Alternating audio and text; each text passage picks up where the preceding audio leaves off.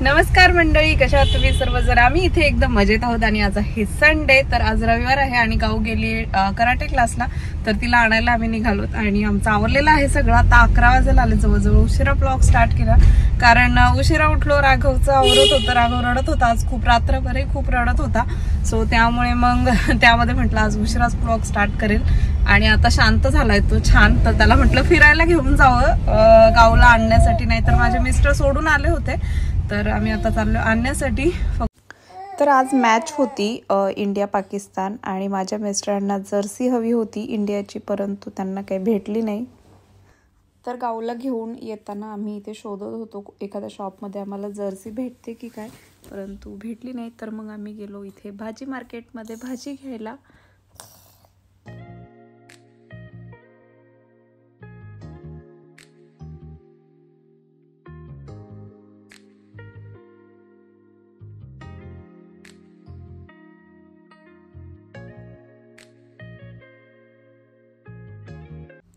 आणि आम्ही बाहेर गेलो तेव्हा येताना नारळ आणला होता. तर मला बनवायचं होतं प्रॉन्सची आमटी, तर ग्रेव्ही बनवायची होती प्रॉन्सची, तर मला काळा मसाला काढून ठेवायचा होता.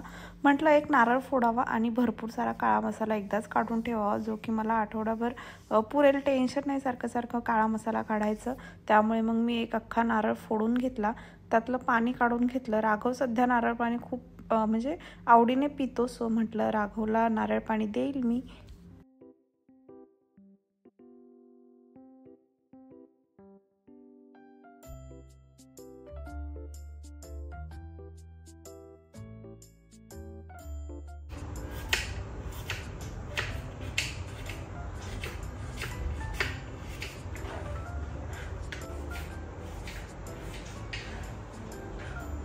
आणि काळा मसाला काढताना मी असा अंदाज घेते, अर्धी खोबऱ्याची वाटी असेल तर एक 4 कांदे किंवा 5 कांदे, तर जास्त होती माझी, एक नारळ होता तर मी 6 कांदे घेतले होते. थोडासा नारळ मी ठेवला होता चटणीसाठी आणि त्याला मी 2 कांदे घेतले होते लसणाचे. तर हे लसणाचे कांदे मोठे मोठे आहेत, माझा गावाकडचा लसूण संपलाय, सो त्यामुळे मला आता इकडचाच लसूण घ्यावा लागतो. अशा प्रकारे खोबरं आहे तर ते छान फ्राय करून घ्यायचं, थोडंसं लालसरच करायचं, ज्याने की टेस्ट देखील येते. आणि हे माप घ्याल ना तर तुमच्या आमट्या देखील खूप सुंदर होतात आणि ग्रेव्ही ही खूप छान लागते टेस्टला. तर ही माझ्या आजीने सांगितलेलं आहे मला की खोबरं थोडंसं जास्तच ठेवायचं, कांदा त्याच्याच साईजमध्ये घ्यायचा, म्हणजे तो भाजला की अजून कमी होऊन जातो आणि चांगलं लालसर खोबरं भाजायचं. सो अशा प्रकारे मी छान खोबरं भाजून घेतलं. त्यानंतर कांदा घातला आणि कांद्यामध्ये माझे लसणाच्या ज्या पाकळ्या आहेत तर त्याही लगेच त्यासोबत शिजण्यासाठी टाकून दिल्या. तुमच्याकडे जर कोथिंबीरचे दांडे असतील तर तेही तुम्ही वॉश करून मसाल्यामध्ये घालून द्या, सो जेणेकरून मसाल्याची जी टेस्ट आहे तर तीही खूप सुंदर लागते. आणि यानंतर छान लालसर कांदा झाल्यानंतर मी थंड होण्यासाठी एका प्लेटमध्ये काढून घेतला होता मसाला आणि सगळा मसाला थंड झाल्यानंतर छान मिक्सरला बारीक वाटून घ्यायचं आहे.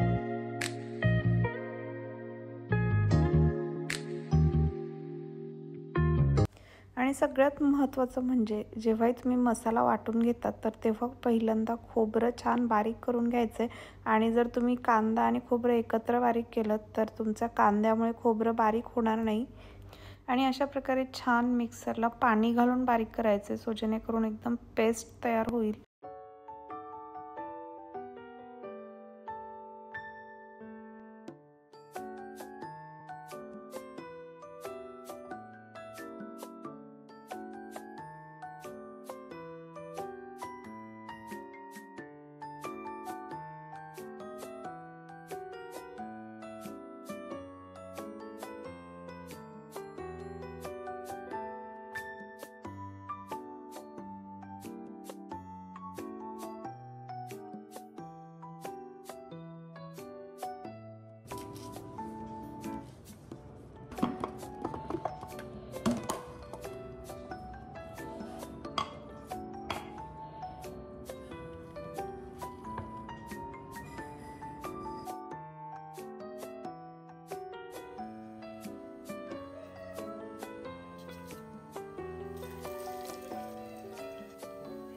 आणि मेन इन्ग्रेडियंट मिसळ बनवण्यासाठी म्हणजे कोथिंबीरेचा जो तर्री मसाला आहे तर तो मी यूज करते मिसळमध्ये, ज्याने तुम्हाला मिसळ मसाला घालायची गरज नाही आहे वेगळी, तर खूप छान टेस्टी होते मिसळ त्याने.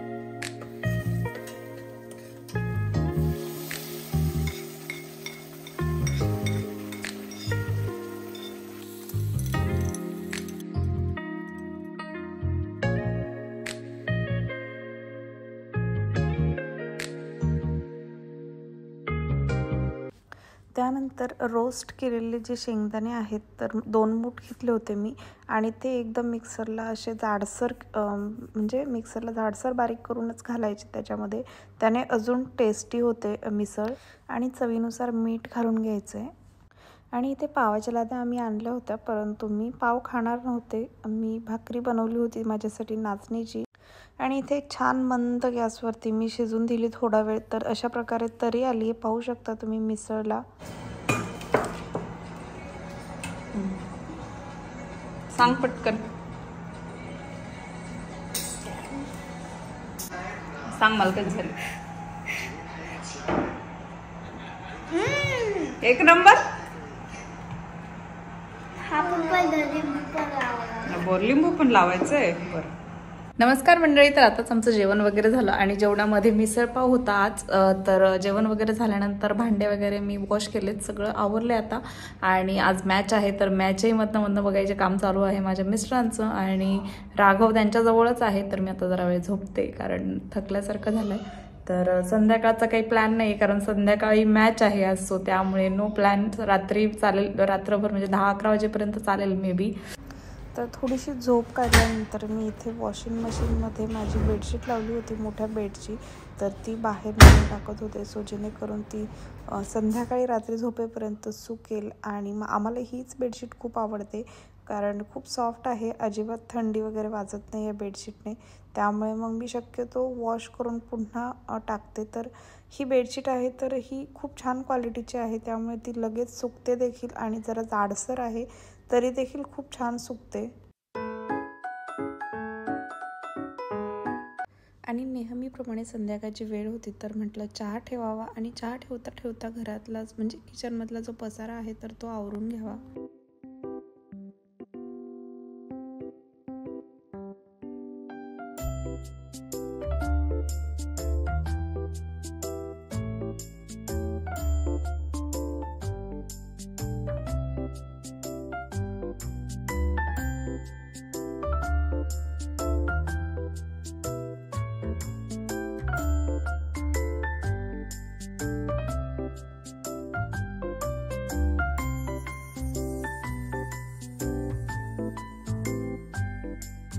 अशा प्रकारे बॉटल्स मी बॉईल करून घेतल्या, पाणी गरम आहे तुम्ही पाहू शकता. एक 15 मिनिटं बॉईल केलंय आणि ते चहाही झालाय, किचनही क्लीन केलेलं आहे तुम्ही पाहू शकता. आणि असं किचन असलं की खूप छान वाटतं, म्हणजे फ्रेश वाटतं एकदम, दुसरं काही काम करू शकता तुम्ही किचनमध्ये. आणि इथे मी आज गाऊची रूम क्लीन करत होते, तर ॲक्च्युली मी रोजच करते, परंतु रोजच एवढा पसारा होतो. राघव आणि गाऊ एकदम पसारा करून ठेवतात, सो त्यामुळे एव्हरीडे मला ते आवरायलाच लागतं. रोजचाच पसारा असतो, तरी पण आज मी तुझ्यासोबत शेअर करते मी कशी गाऊची रूम क्लीन करते, कारण राघवही तिथेच खेळतो आत्ता, सो त्यामुळे.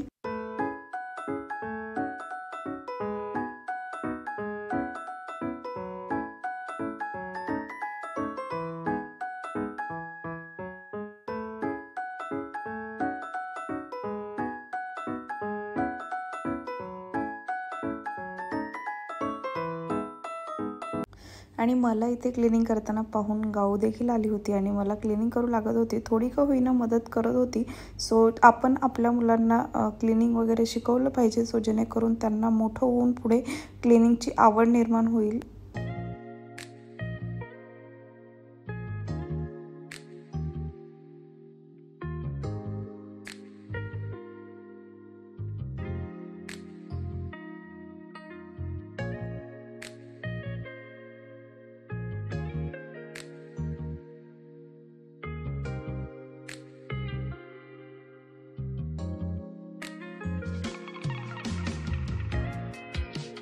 आणि इथे मी राघवच्या बॉटल्स ज्या मी चांगल्या म्हणजे उकळत्या पाण्यामध्ये घातल्या होत्या, एक 10-15 मिनटं उकळल्या होत्या, तर त्या चांगल्या वॉश करून घेत होते ब्रशने आतून, कारण स्टीलच्या आहेत तर आतमधून निघालेत की नाही ते तुम्हाला लवकर समजत नाही. सो तुम्हाला छान वॉश करावे लागतात आणि 1-2 दिवसाआड तुम्ही जर कराल तर म्हणजे इझी पडतं तुम्हाला बॉटल्स वगैरे वॉश करायला.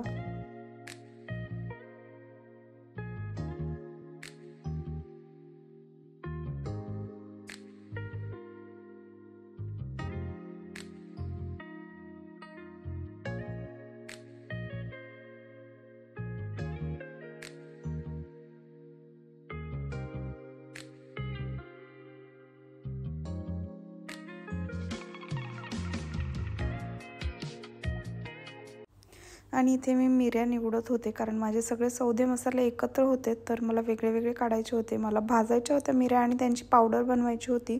सोबतच मी म्हणजे जिऱ्याची पावडर देखील बनवली होती, कारण मला मॅरिनेट करायचं होतं पनीर. सो त्यासाठी मला पनीर टिक्का फ्रीजमध्ये मॅरिनेट करून ठेवायचा होता.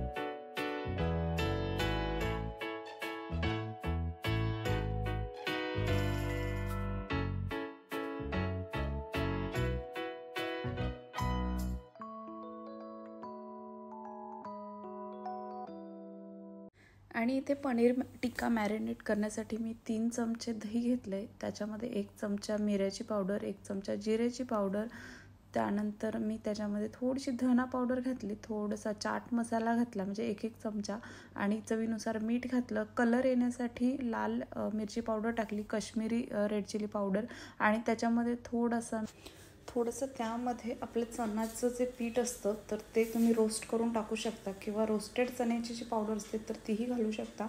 आणि त्यानंतर मी 3 चमचे ग्राउंडनट ऑइल हे माझ्या तडका पॅनमध्ये छान गरम केलं होतं एकदम वाफा निघेपर्यंत, आणि त्यानंतर ते वरून ओतलं मी त्यामध्ये. त्यानंतर ते छान मिक्स करून घ्यायचे आणि मग त्यामध्ये आपलं पनीर घालून छान पनीरला लावून घ्यायचे ते मिश्रण. आणि त्यानंतर ते मी फ्रीजमध्ये एअरटाईट कंटेनरमध्ये ठेवून देणार होते. जेव्हा पाहिजे तेव्हा तुम्ही ते फ्राय करू शकता.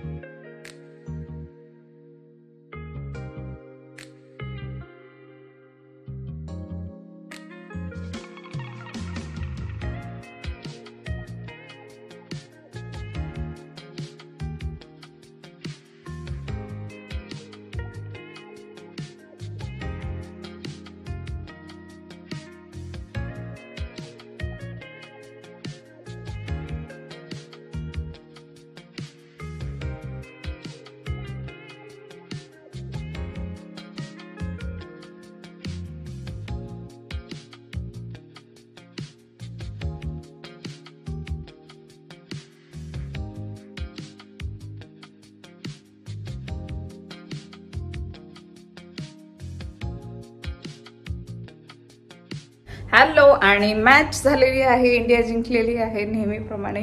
तर आत्ता माझ्या मिस्टरांचं आणि माझं जेवण झालेलं आहे. राघव काही झोपला नाही अजून, तर बाकीचे जे कपडे आहेत राघवचे संध्याकाळी मी हँडवॉश करून टाकते, किंवा कधी कधी कंटाळा आला की मशीनला लावून देते. नॉर्मली ज्या पॅन्ट्स असतात त्या, कारण त्याला आता डायपर बंद केलेत मी, तर खूप साऱ्या तर राघवच्या पॅन्ट्स वगैरे आहेत तर त्या हँडवॉश करते नॉर्मली, किंवा मग मशीनला लावून देते. फक्त पॅन्ट्स लावते दिवसभराच्या जेवढ्या आहेत त्या, तर कंटाळा आलेला असेल तरच लावते मशीनला. तर आता जस्ट मी आज मशीनलाच लावल्या होत्या, तर आता सुकायला वगैरे घातल्यात. आणि आता राघवला मी झोपेल, आता जवळजवळ 10 वाजून गेलेत, तुम्हाला दाखवते. तर आजचा ब्लॉग मी इथेच संपवते. तुम्हाला जर आजचा ब्लॉग आवडला असेल तर माझ्या चॅनलला सबस्क्राईब करायला विसरू नका. भेटूयात नेक्स्ट ब्लॉगमध्ये, तोपर्यंत बाय बाय.